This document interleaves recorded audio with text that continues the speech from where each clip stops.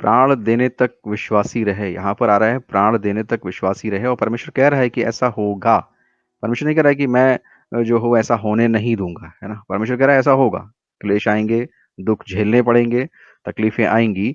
हाँ, लेकिन मैं जब उस दुख, संकट, उस प्राण जाने तक की स्थिति में तुम्हारे साथ बना रहूंगा, तो तुम्हें पता लग जाएगा कि जीवन जो है वो सिर्फ इस दुनिया तक, इस देखी हुई दुनिया तक जो है वो सीमित नहीं है। एक ऐसा भी जीवन है जो इस शरीर के, इस दुनिया के परे भी है, और परमेश्वर आपको उस जीवन से रूबरू कराना चाहता है। प्रियो, याद रखिए, जब संकट, क्लेश, दुख, मुसीबतें और पीड़ाएं घेरती हैं, तकलीफें, मुसीबतें आती हैं, तो इसको बाइबल कहती है आनंद की बात समझो, है ना।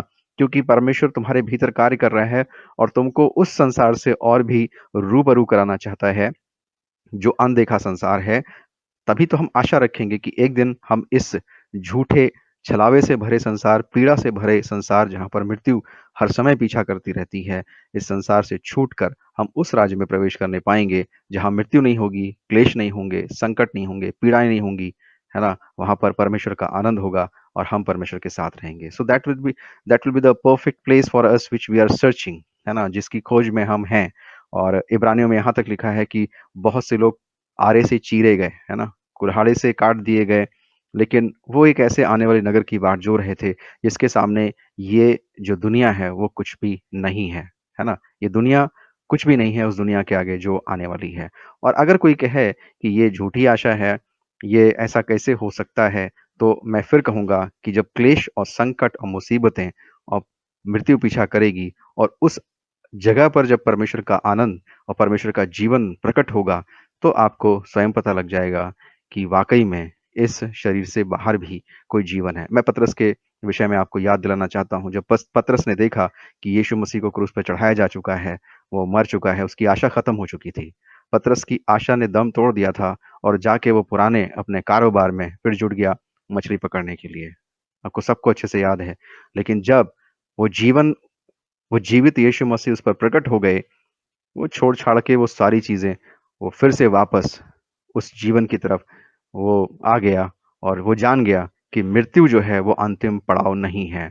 मृत्यु, ये शरीर का छोड़ना, शरीर जो है, ये दुनिया, ये अंतिम जगह नहीं है। देयर इज अ प्लेस, जो यीशु मसीह कहते हैं, मैं जाता हूँ तुम्हारे लिए जगह तैयार करने, जाके ताकि जहां मैं रहूं वहां रहो। आप लोग प्रार्थना कीजिए कि वो शहर, वो दुनिया आप पर प्रकट हो जाए, है ना। तो बाइबल साफ कहती है, क्लेश आएंगे, संकट आएंगे, मुसीबतें आएंगी, परेशानियां आएंगी।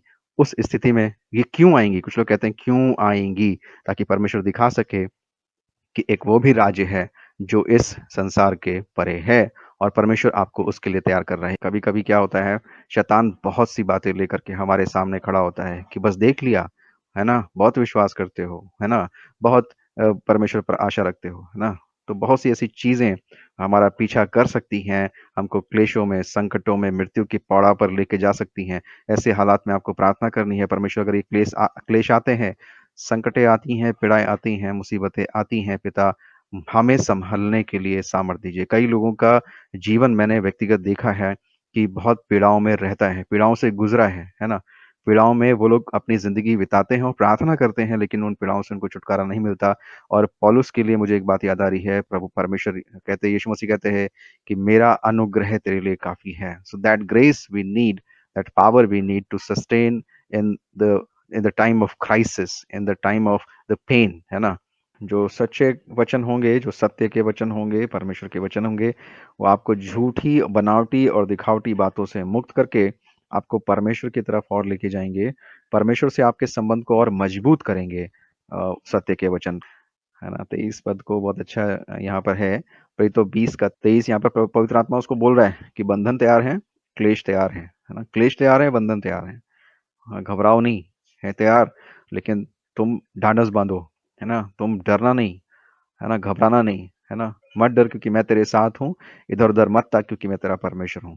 कुछ भी आ जाए, हम परमेश्वर की आत्मा में सामर्थ्य के साथ खड़े रहें।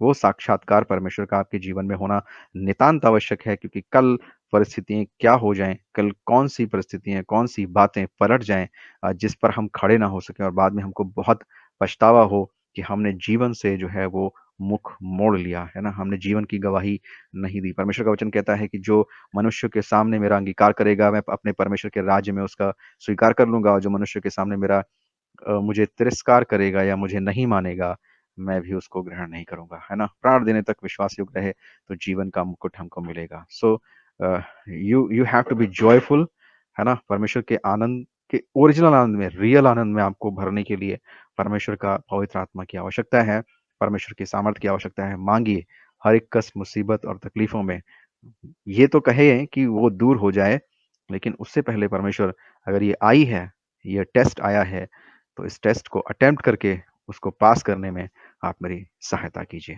That will be the wonderful moment when God will come and intervene in that problem. और जब परमेश्वर आपको अपनी असीम शांति से, अपनी असीम ताकत से आपको भरेगा, तो आप परमेश्वर के साथ और मजबूती के साथ जुड़ने पाएँगे। परमेश्वर के साथ और जो रियल रिलेशनशिप है, आप उसको अपने जीवन में देखने पाएँगे।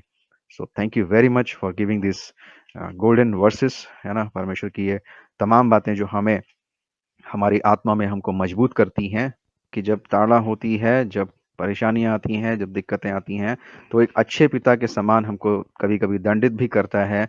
कभी-कभी हमारे उन कामों के लिए जो हमने किए हैं या कर रहे हैं, उनके लिए हमें पीड़ाएँ भोगनी पड़ती हैं। उस हालात में हमें परमेश्वर के सामने कान पकड़ के जाना है और परमेश्वर से कहना है, परमेश्वर आई एम वेरी सॉरी, है ना? परमेश्वर मुझे माफ़ कीजिए, है ना?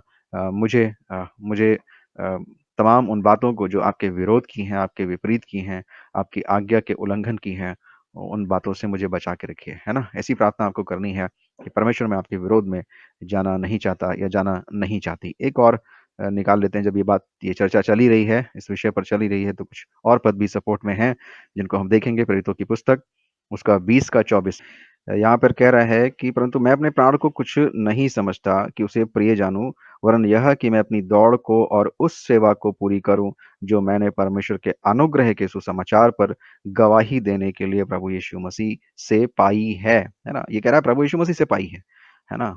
तो आप देख सकते हैं कि हम सबको ये दायित्व मिला है कि we go to the people and bring the people in Christ, है ना? हम जा करके परमेश्वर के लिए लोगों को जीत लें। ऐसी आत्मा परमेश्वर हमें दे, ऐसी शक्ति हमें दे, ऐसी सामर्थ हमें दे कि हम उसके वचन में भरे पूरे पाए जाएँ। हम, बाइबल कहती है तुम उसकी पत्रियाँ हो, है ना? लोग तुम्हें पढ़ते हैं। बाइबल कहती है लोग पढ़ते हैं। तो लोग जब हमें पढ़ें, तो हमें निकम्मा ना जानें। जब लोग हमें पढ़ें, तो उनको ठोकर ना लगे, इसकी निरंतर प्रार्थना करनी है। परमेश्वर का आनंद आप में बना रहे, परमेश्वर का सुख आप में बना रहे, परमेश्वर का जीवन आप में बना रहे, ताकि आप संसार के छलावे से, संसार के प्रलोभन से बचे रहें। आपका पेट पूरा भरा रहे परमेश्वर के आत्मा के वचनों से, जिससे कि आप इधर-उधर ताकने से बचे रहें। ऐसी मेरी प्रार्थना है। परमेश्वर आप सबको बहुत आशीष दे। परमेश्वर की महिमा हो।